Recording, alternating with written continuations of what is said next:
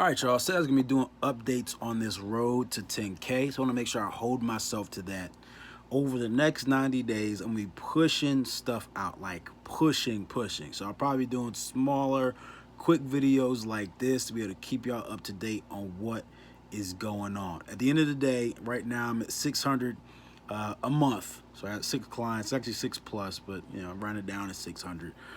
600 a month in terms of clientele right now. So, am I close to like a 10K month yet in this program?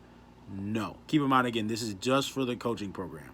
But at the end of the day, that would net out to an extra 6 grand plus a year. So if I keep all clients, right, which is good, right? That's a help.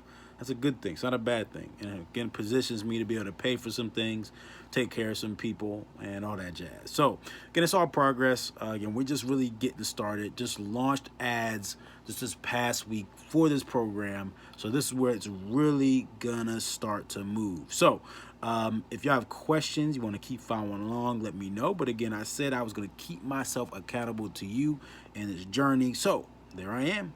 Here we are. Let's keep doing it.